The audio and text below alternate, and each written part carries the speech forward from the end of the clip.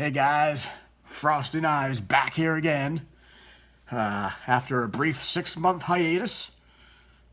Sorry about that. Life went on and I got lazy. But here we are back with another book review. And this time we are going to be reviewing something that one of my subscribers had requested a while back. We are going to be reviewing Salem's Lot by Stephen King. And I have it here in the original, here is the original hardcover.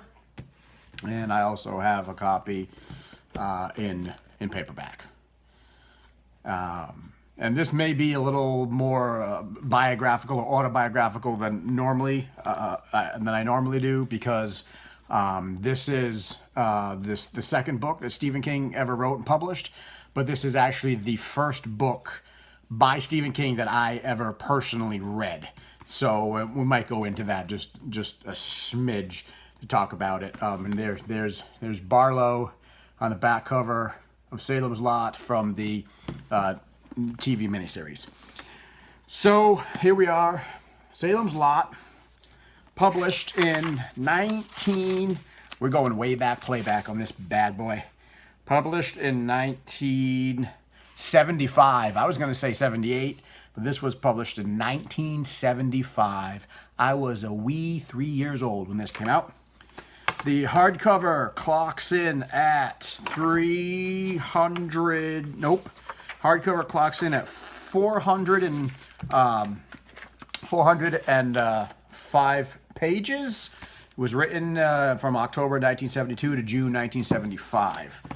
The soft cover clocks in at a little bit longer, 427 pages. So when they translated it, it gained about 20 pages.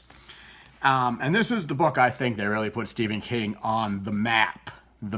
Now, I will say it's one of my all-time favorite Stephen King books. It's one of my all-time favorite vampire movies. This is one of my all-time favorite vampire stories.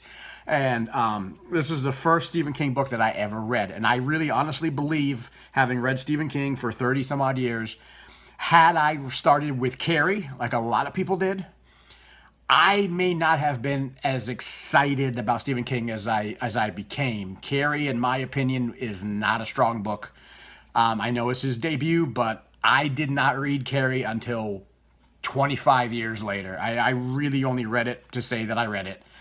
Nothing new there. Maybe I'll do a review on it. It'll be very short. But this is the book that I read first by Stephen King.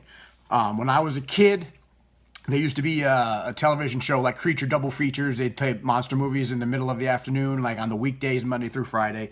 And a lot of times they played the Salem's Lot miniseries. And my mother and I would watch it. Every single time it came on television, we would watch it. And I watched the hell out of that, and I loved that miniseries. I loved it. It's a great miniseries, and just wonderful, really well done. You know, for the time period back in the 80s. I mean, the special effects, I think, was really good. So when I started getting into Stephen King, when I started going to the library a lot as a kid, and I thought one day, you know what? I love the book, the movie so much. I wonder what the book is like. So I picked up a copy of Salem's Lot, and I read it, and this is such a great book. There's some minor differences between this and the movie, but not much. It is a straight up vampire, balls to the wall, vampire to your throat kind of book. And look at that. It's really good.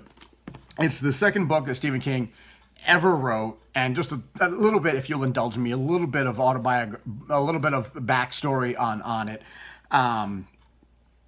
His publisher, I think, actually named the book, but the story of how this came to be, it's very well documented, but the story of how this came to be was that one day Tabitha and Stephen King were at dinner and they were talking, and Stephen King said, like he always does, I wonder what it would be like if Dracula came to modern day America. And Tabitha said, well, he'd probably get hit by a taxi.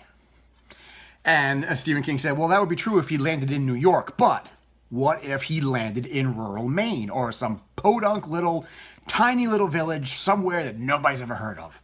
And hence we got Salem's Lot. The original title for Salem's Lot that Stephen King came up with, the original title for this story was Second Coming. Tabitha told Stephen King, that is not a good title for your book. That sounds like a bad 1970s porn movie. So Stephen King went back and retitled, and he came up with Jerusalem's Lot, which is the name of the town in the story, at which point I believe the editor or his publisher or somebody shortened it to Salem's Lot, and there's the nitty-gritty on how we got Salem's Lot. And the story behind Salem's Lot is so simple. It's a simple story. Ben Mears, the main character, goes back to his hometown, Salem's Lot, from many, many moons ago. And I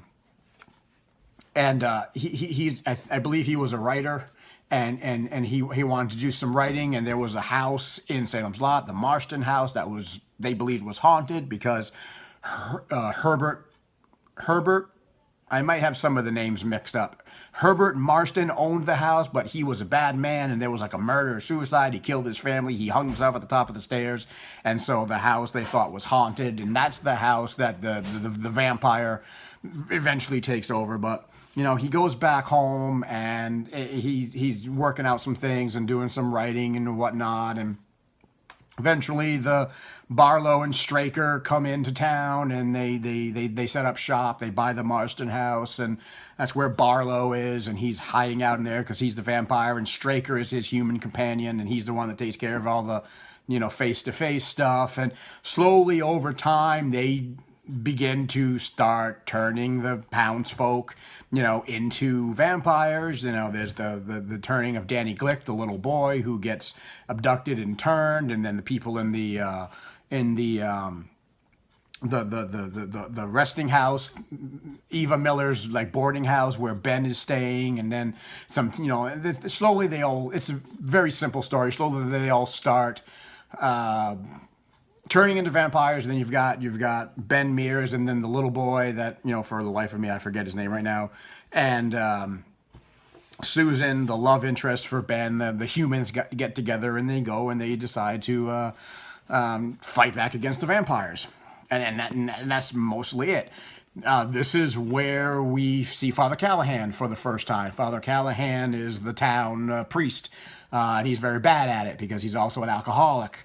And that's when we get the very famous confrontation between Barlow and Father Callahan, where Father Callahan tries to face down Barlow in Danny Glick's kitchen, and they come face to face, and Barlow says, "Your faith is not strong enough to fight me, and put your crosses away and your talismans away, and face me, priest, faith to faith." And of course, Father Callahan, as we know, fails, and Barlow makes Father Callahan drink some of his blood. And Callahan goes back and finds that the doors of his church, he can't get into the church because the church has shunned him now because he's got tainted blood. And he leaves Salem's Lot. And as we all know, if you've been reading the books and following my videos, Father Callahan winds up in the Dark Tower. But that's another video that we've already done. That's another story. This is a tremendous vampire read. This is just a great book. The horror in it, it builds, you know, just nicely. You know, the taking over of the town as you know, as the vampires are propagating, and they're going and everything else. And you know, they do wind up at the end of the story. Ben and the little boy, and the boy, I can't remember his name. You know, I should probably look that up because he's like the major. It winds up being Ben and the boy who's the one who winds up being the sole survivors of Salem's Lot. But where is it in here? Anyway, they do finally wind up, you know, breaking into the Marston house. They do finally wind up killing Straker. They do finally wind up staking Barlow and pulling him out, and they leave town basically, but they didn't quite take care of all of the vampires, all of the townsfolk. And they, at the end of the story, they come back. It starts out with them coming back to Salem's Lot. That's how the story starts. It's Ben and the boy, and they're out. And they're coming back to Salem's Lot to finish what they started, to basically torch the town and kill all the vampires, because they killed the head vampire, but then they had to get out of Dodge. I highly recommend this book. This is an amazing book. It is an amazing miniseries. The miniseries stays really, really true to the book. The main difference between the book and the miniseries is that in the Salem's Lot miniseries, Barlow is a Nosferatu. He doesn't talk. He's that big blue-headed vampire, and Straker does all of his talking. In the book, he's not a Nosferatu vampire. He's a very charming, very handsome, very nice vampire, and he does all of his talking, like, to Callahan and to the people himself. So they changed a few little things here and there, but all in all, that miniseries stays true to this book, which is, it's unheard of. People do love to switch up his movies and books. If you have not ever read Salem's Lot, you should go and read it, because it's an amazing story, and it is an amazing book. If you love Stephen King, if you like vampire stories, if you like traditional vampire stories like Dracula, old school vampire stories, then you should read Salem's Lot in whichever version, form, and however you can find it in digital, book, hardcover, whatever. You should really read it.